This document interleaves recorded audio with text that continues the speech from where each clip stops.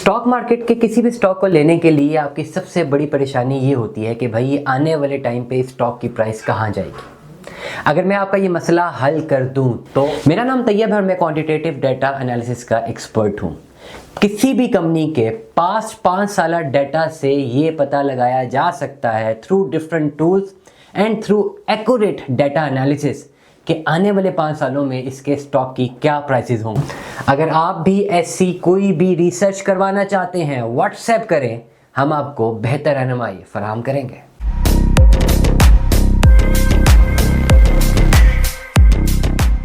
अस्सलाम वालेकुम दोस्तों, मारी पेट्रोलियम के हवाले से मैं व्लॉग कर रहा हूँ। मारी पेट्रोलियम का ओवरऑल 900 से गिरा है और ये जो है घूम रहा है। कभी 500 तक तो खैर नहीं गया, 700 में और 600 रुपये में ये घूम रहा है।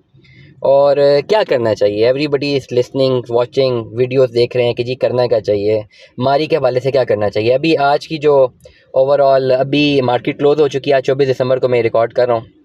मारी का मैं करंट स्टेटस दिखा देता हूँ कि आज जो है मारी जो है वो 694 रुपये पे क्लोज़ हुआ है और आज मार्केट 1510 पॉइंट्स गिरी है। 1,12,415 का टोटल इंडेक्स है, ठीक है।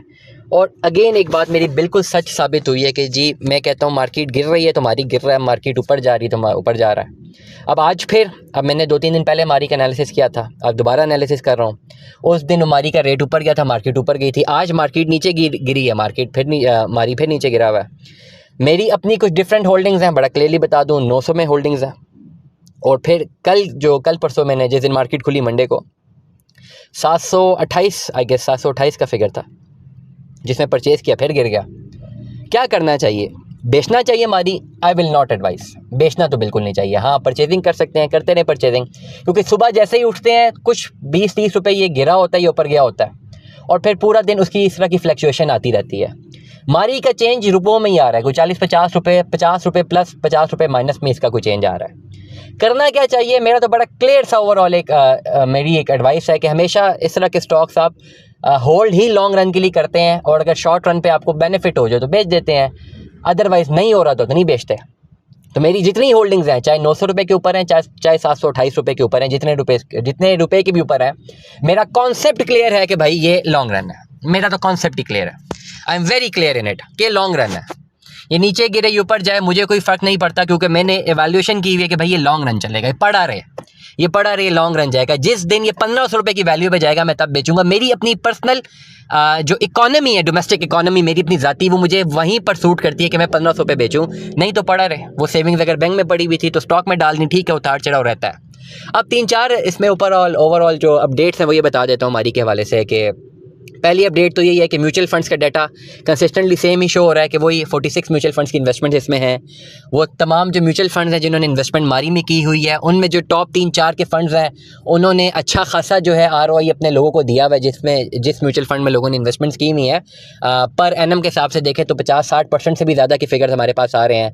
तो मतलब म्यूचुअल फंड्स में इन्वेस्टमेंट है और उनकी इन्वेस्टमेंट मारी में है या म्यूचुअल फंड्स की अपनी इन्वेस्टमेंट मारी में है, तो it is a very positive and great sign, number 1।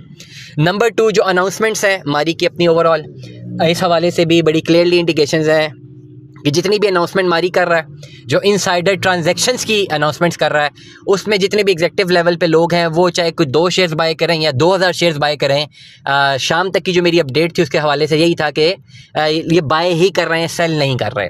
तो ये 2 इंडिकेटर्स हैं। मार्केट का अगर चार्ट एनालिसिस करें तो चार्ट एनालिसिस भी यही कहता है कि यार अभी तो फिल वक्त ये रोटेट ही कर रहा है। एक्चुअल 450 से लेकर 900 तक इसने जो है फ्लक्चुएशन दिखाई है पिछले 1-आध महीने में, 1-1.5 महीने में, और मुझे इसमें बूम नज़र आता है। चार्ट एनालिसिस अगर करते हैं तो ये आने वाले टाइम पे ये बूम कर सकता है, ये 1000-1200 का फिगर क्रॉस कर सकता है, मे भी 1500 तक जाए। लॉन्ग रन इवैल्यूएशन पे हो सकता है 3000 तक का जाए, 3000 तक जा सकता है लॉन्ग रन इवैल्यूएशन पे। मेरी एडवाइस ये है उन तमाम तर लोगों को जिन्होंने मारी लिया हुआ है, परचेज़ किया हुआ है, आपके पास होल्डिंग का टाइम है, अगर आपको प्रॉफिट मिल रहा है 450 की बाइंग और प्रॉफिट मिल रहा है और अगर आप सेटिस्फाइड नहीं है तो फिर तो बेच दें। लेकिन जिनकी बाइंग ज़्यादा पैसों पे हुई हुई है, I will not advice as I advise you on my research। अगर मैं अपनी रिसर्च के ऊपर आपको एडवाइस करूं तो मेरी ज़ाती एडवाइस बेचने की नहीं होगी। You can take your own decision, ultimately सारा डिसीजन आपका अपना ही होता है, you are responsible for every decision. But as per statistics अगर मैं 3-4 चीज़ों को स्टडी करता हूँ, चाहे मैं ओवरऑल म्यूचुअल फंड्स के को देखता हूँ या मैं अनाउंसमेंट्स को देखता हूँ, चार्ट एनालिसिस करता हूँ, तो मेरी राय में हमारी आने वाले टाइम पे इंशाल्लाह ऊपर जाएगा। और मेरी अपनी जो होल्डिंग्स है मैं बड़ा क्लियरली बता रहा हूँ कि मुझे पता है कि 6 महीने साल में भी ना गई तो खैर है, even for 1 year, even for 2 year तक खैर है। मैंने बेचना तभी जाके जब 1500 तक जाएगा, मे बी उससे ऊपर जाए तब बेचूँ। But as per your own domestic economy and आपकी जो सर्कुलेशन ऑफ मनी है उसको आप एनालाइज करें और फिर अपना प्रॉपर डिसीजन लें। दुआ में याद रखिएगा, अपना बहुत सारा ख्याल रखिएगा। स्टे ट्यून में। अल्लाह हाफ़िज़।